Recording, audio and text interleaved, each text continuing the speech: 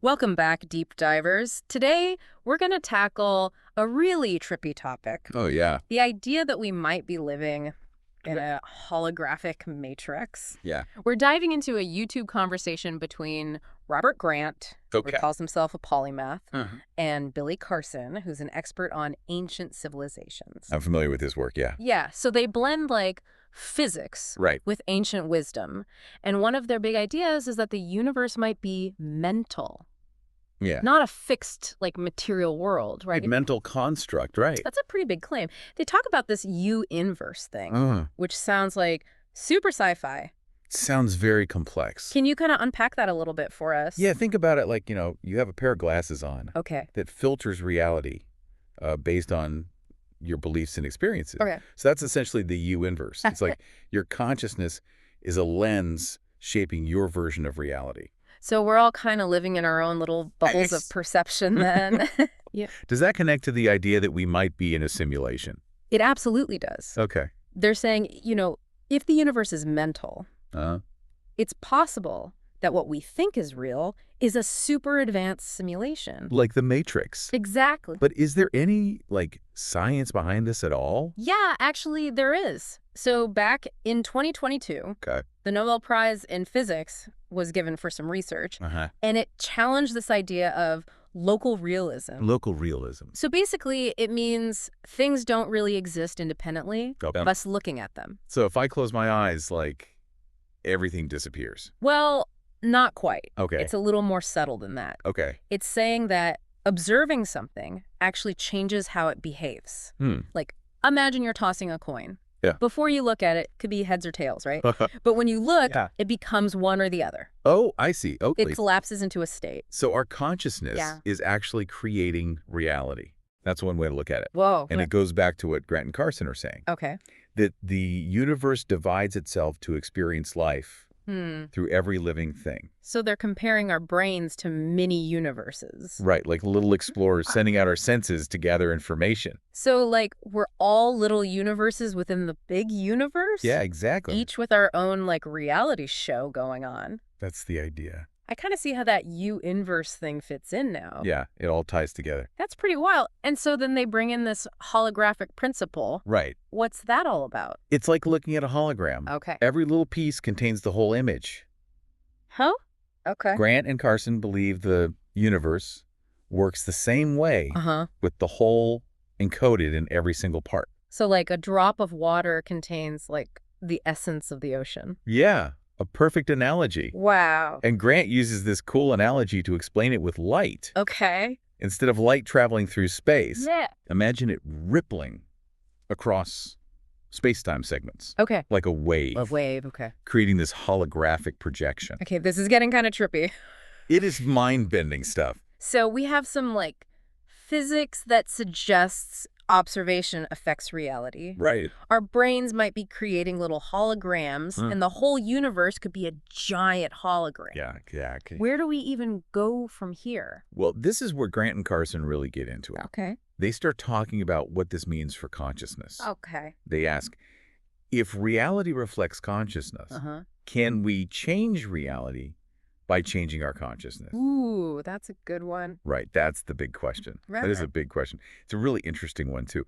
And Grant and Carson really get into it. They're suggesting that we're not just, watching reality happen. We're part of it. We're Yeah. shaping our experiences with our thoughts and beliefs and emotions and stuff. So if I'm always worrying about things going wrong, am I actually bringing more bad stuff into my life? Well, Grant calls that the victimhood loop, right? He says when we see ourselves as victims, we kind of get stuck focusing on what's wrong, and then that just creates more of the same. Oh, okay, so I'm creating a self-fulfilling prophecy, basically. Kinda, yeah. Yeah. But, it's important to acknowledge the real problems in the world, too, right? How do we balance taking responsibility for ourselves with, recognizing those bigger systemic issues that are out there? That's a good point. It's tricky. Yeah, for sure. And Grant and Carson aren't saying we should just ignore those problems or pretend everything's perfect. Yeah. It's more about realizing we have more control than we think. Even in tough situations, we can choose how we react. We can choose our attitude, our perspective. So instead of dwelling on what's wrong, we focus on what we can actually control. Exactly. Our thoughts, our actions. It's not just about positive thinking though. It's deeper than that. It's about the power of our beliefs to actually shape our reality. Mm. Think of it like planting seeds. If you plant fear and doubt, you're going to get a bunch of negativity. But if you plant hope and courage, then you're creating a better environment for positive I experiences. like that analogy. It Uh, reminds me of like the law of attraction stuff. yeah, there are definitely some similarities there, but Grant and Carson are coming at it from like a more grounded perspective, both ancient wisdom and modern physics. Yeah. It's not just think happy thoughts and you'll win the lottery. Right, right. It's not magic. Exactly. Yeah. It's more about understanding how consciousness, energy, and matter all interact. More like science then. Well, maybe it's a little bit of both. They're saying there are these principles that we're only beginning to grasp.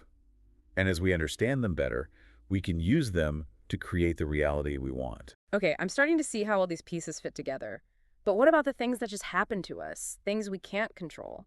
Like if I get sick or lose my job, are Grant and Carson saying that's my fault? That I manifested that? That's a tough one.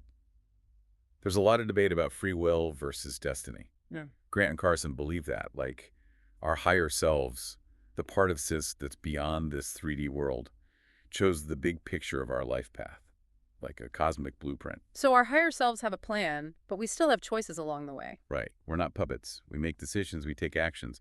But even those detours, those unexpected things, they're all part of the bigger plan. So even the bad stuff is leading us somewhere. That's the idea. Yeah. It's not about pretending everything is perfect, but seeing challenges as opportunities, like levels in a video game.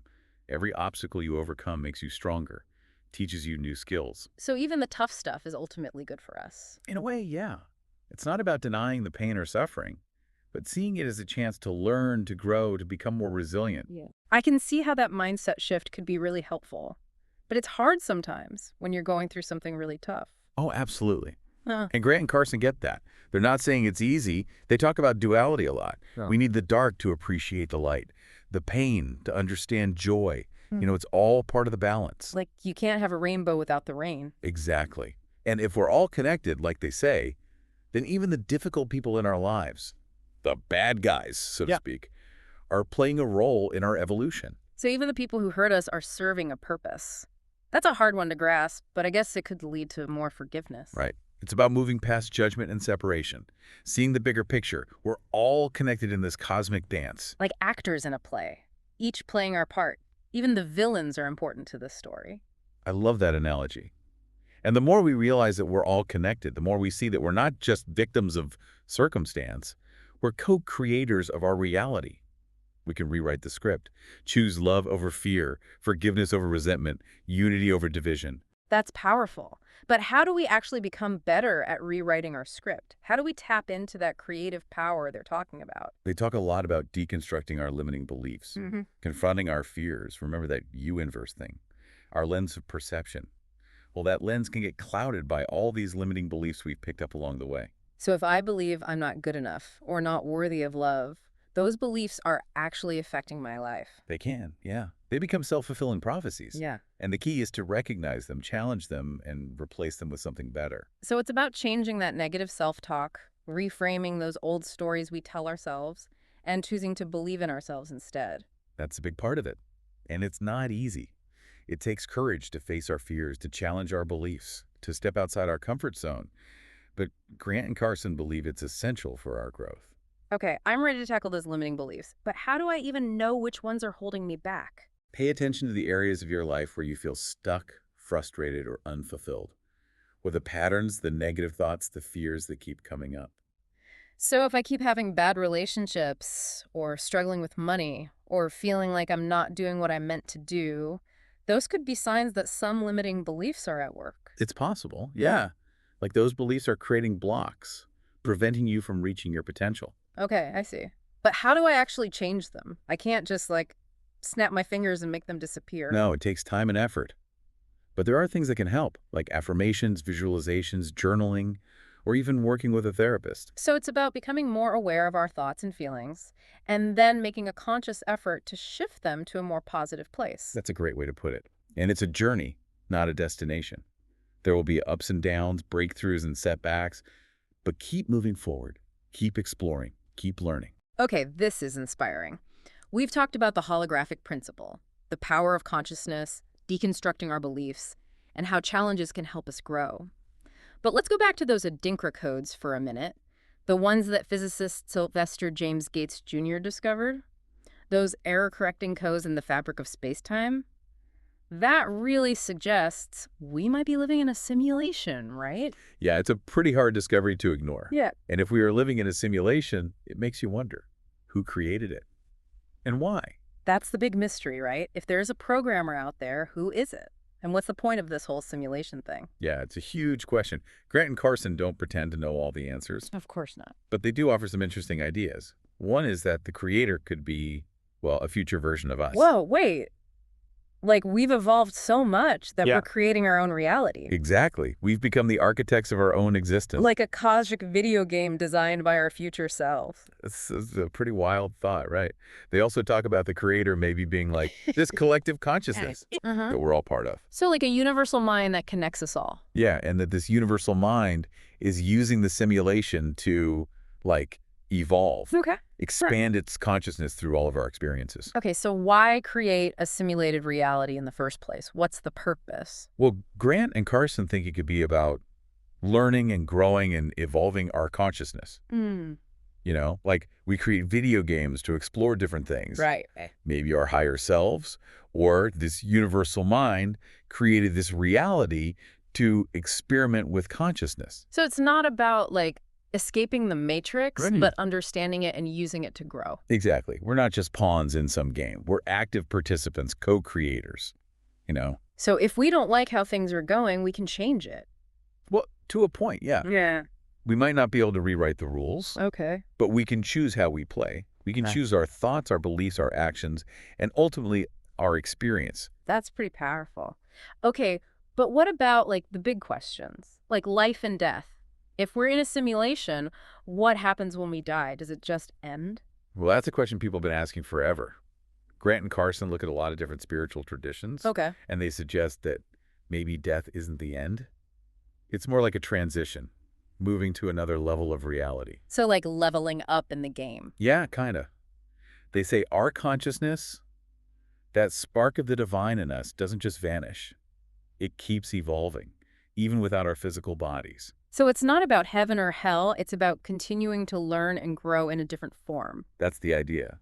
They think death is a natural part of the cycle, not something to be afraid of. Okay, that's a different way to look at it. So if our consciousness goes on, can we still connect with loved ones who've passed away? Grant and Carson believe that's possible. They say love and connection go beyond time and space. We can still communicate on an energetic level, That's a comforting thought. It's not goodbye forever. right? It's more like see you later. And they talk about honoring our ancestors, too, the people who came before us. Recognizing that we're all part of something bigger. Yeah, a lineage that goes way back. And by honoring them, we're tapping into that wisdom and strength. Wow, this has been a lot to take in. We've talked about the nature of reality, consciousness, the purpose of life, even death. It's a lot, right?